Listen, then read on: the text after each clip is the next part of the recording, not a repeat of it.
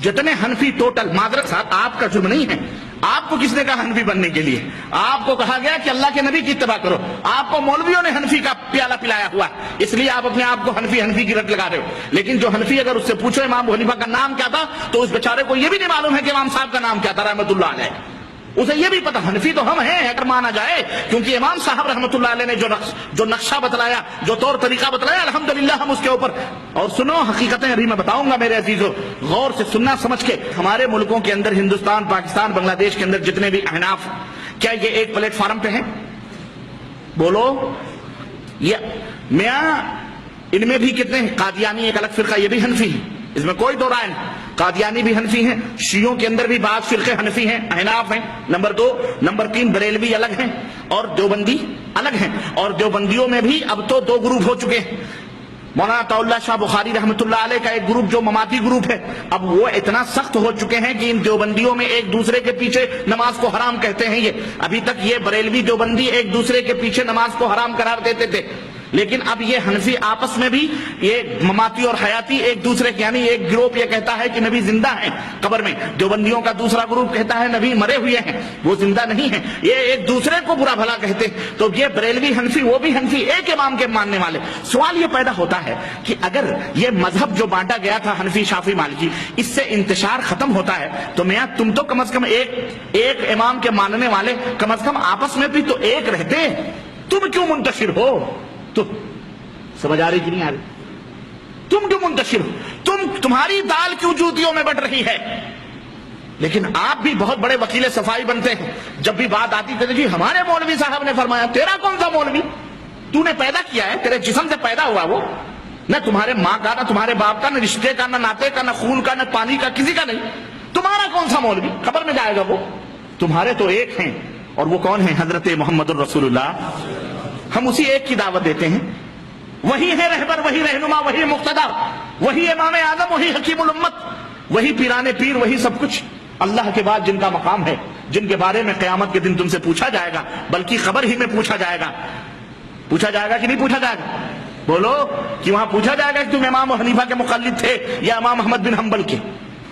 پوچھے گا تم حنبلی تھے کہ شافعی تھے؟ منکر نکیر آگے پوچھیں گے، ان بیچاروں کو تو پتہ ہی نہیں۔ اے میاں وہ تو بڑی دور کی بات رہی، خود ان ائمہ بیچاروں کو پتہ نہیں ہے کہ میرے ناموں کے ڈنکے بج رہے ہیں دنیا کے اندر، ان غریبوں کو خود پتہ نہیں ہے، ان بیچارے اماموں کو خود پتہ نہیں ہے، واللہ ان کو خود پتہ نہیں ہے کہ میرے ناموں کے ڈنکے، میرے نام کے اوپر لوگ میرے ناموں کے تووں پر اپنی روٹیاں مولہ سونپ سینک رہے ہیں، کھا رہے ہیں، اور اللہ کے نبی کو ٹکڑے ٹکڑے میں کیا ہوا ان غریبوں کو خود پتہ نہیں۔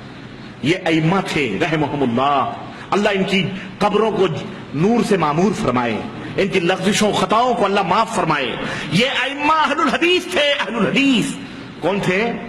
اہل الحدیث، اصحاب الحدیث تھے یہ ائمہ الحمدللہ کسی کی تقلید نہیں کرتے تھے۔ اللہ فرماتا ہے قل ان کنتم تحبون اللہ فاتبعونی یحببکم اللہ، تم جنت میں جانا چاہتے ہو، اللہ کے محبوب بندے بننا چاہتے ہو تو تم میرے نبی کی پیروی کرو۔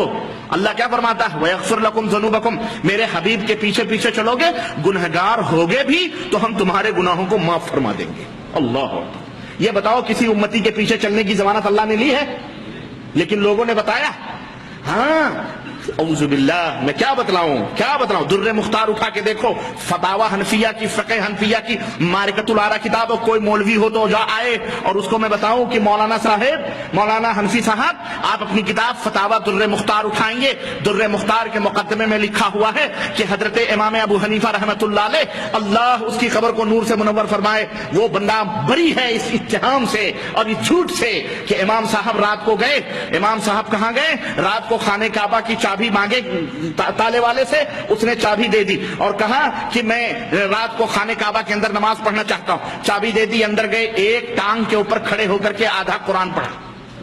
یہ عبادت کا طریقہ ہے؟ اتنا بڑا فقیہ، اتنا بڑا امام جسے 70,000 حدیثیں پڑھانے کا دعویٰ، آج تک 70,000 حدیثوں کا ہمیں پتہ نہیں چلا۔ آج تک ہم یہ دیکھ رہے ہیں کہ فقہ حنفی کی نوک پلک اور اس کی بھویں بخاری، مسلم، ترمذی، ابو داؤد سے سنواری جا رہی ہیں۔ نہیں سمجھ آئی؟ آج تک بخاری مسلم ابو داؤد اپنے مذہب کی باتیں بخاری مسلم ابو داؤد نسائی ترمذی ابن ماجہ صحیح ستہ سے صحیح کی جاتی ہیں. پتہ نہیں امام صاحب یہ 70,000 حدیثیں جو ان کو یاد تھیں، جو لکھا کے گئے، کہاں غائب ہیں، اب کب نکلیں گے اللہ ہی بہتر جانے. اور کسی دل جگہ نے یہاں تک لکھا کہ امام صاحب رحمۃ اللہ علیہ جو تھے ان کی پوری کتابیں ایک صندوق میں بند ہو کر دریائے نیل کے اندر نیچے ہیں، جب امام مہدی آئیں گے، خضر آئیں گے تو اس کو نکالیں گے.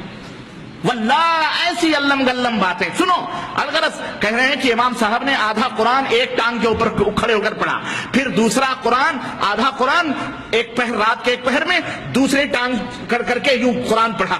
اب اس کے بعد میں کہنے لگے اللہ تیری عبادت کا حق ادا نہیں کیا. تو اللہ کی طرف سے آواز آئی ہے. امام صاحب رحمۃ اللہ علیہ نے ایک آواز سنی کہ نہیں نہیں اے ابو حنیفہ، تمہاری عبادت سے مجھے بڑی خوشی ہوئی ہے، جاؤ قیامت تک تجھے بھی اور جتنے تیرے ماننے والے اور تیرے مذہب کے اوپر عمل کرنے والے ہیں سب کو میں نے بخش دیا ہے. اللہ کی قسم، اور جھوٹ بولنے والے پر اللہ تو کروڑوں لعنتیں نازل فرما. بولو آمین، بولو آمین. ہے حوالہ غلط کرنے والے پر اللہ کروڑوں لعنتیں نازل فرمائے. بتاؤ بتاؤ بھیا، اب کہاں جاؤ گے؟ اللہ کے نبی کی پیروی کرنے پر تو ہم یہ خوش تھے کہ اللہ کے نبی جنت کی ضمانت ہیں، یہاں تو کہتے ہیں ہمارے امام کے پیچھے چلو جنت مل جائے گی.